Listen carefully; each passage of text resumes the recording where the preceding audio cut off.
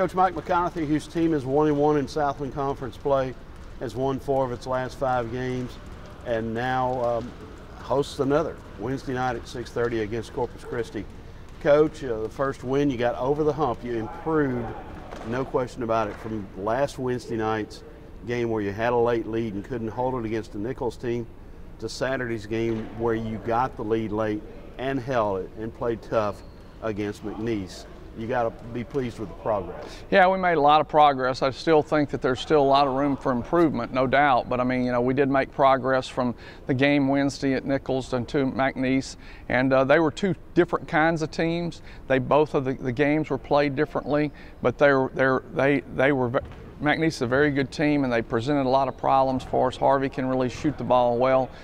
Kennedy inside is very, very effective, but we were able to adjust to it, and I felt like the biggest key to us was the shooting the basketball at the right time. I won't say we shot it very well, but at the right time we made big shots. John Norvell, Jacob Guest making big threes, and Ishmael Lane coming out in the second half and attacking from the center of the floor to the goal. I will say that you shot it pretty well in the second half, 52%. Yeah, I mean, we'll take that any day of the week, won't we? I guarantee you. So did attack and get some good shots, so that was very positive. And your team got, as you said, big shots when you had to have them. Norvell, Jacob Guest, Brian White, 3 guys who hit big baskets. Matwire getting the line, hitting big free throws.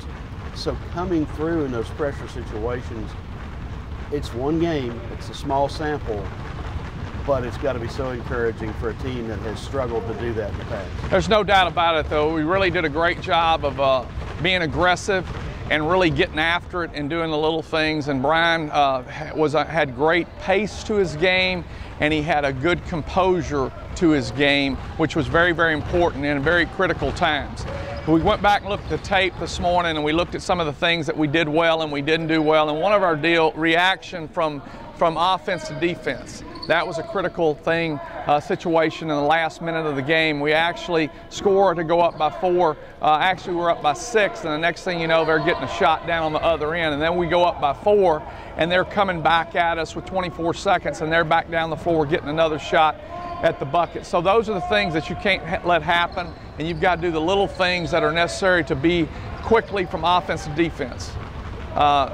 So important in transition. That's something that we've got to work on, we've got to improve on. What are the things that your team has to do well to succeed against Corpus Christi on Wednesday night? I think one of the things that we'll have to do that needs to be done are the situation that just to be more aggressive defensively, more aggressively offensively, and doing the little things that are important in the whole process of the game, whether it's defending, whether it's rebounding, whatever it might be. It's the little things that we've got to do.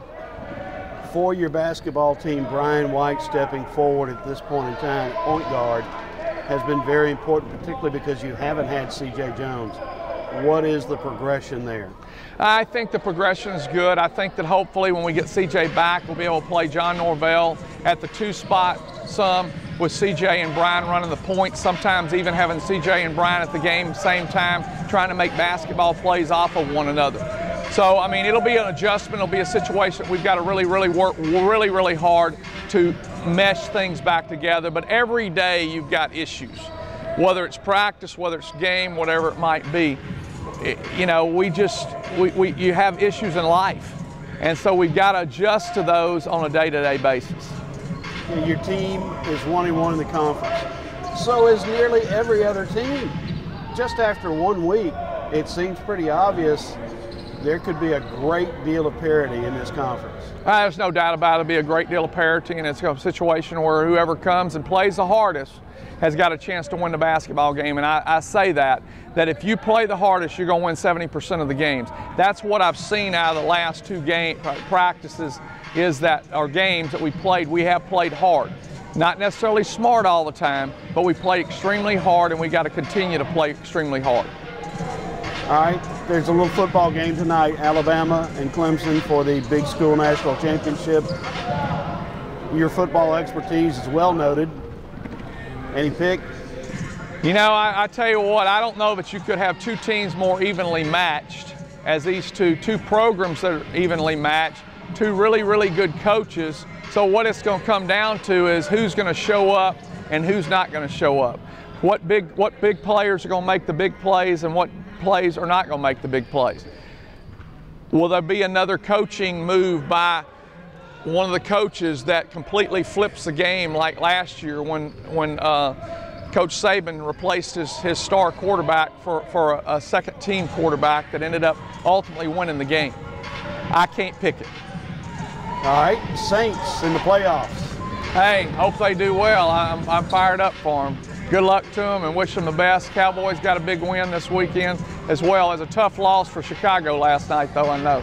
You grew up in Bossier City. Were you a Saints guy or a Cowboys guy? You know, I was really a Green Bay Packer guy. You know, I was a Green Bay Packer guy when I was a little boy coming up. Pittsburgh Steelers, those were my two teams. That's a nice place to end it right there. Two good perennial powers.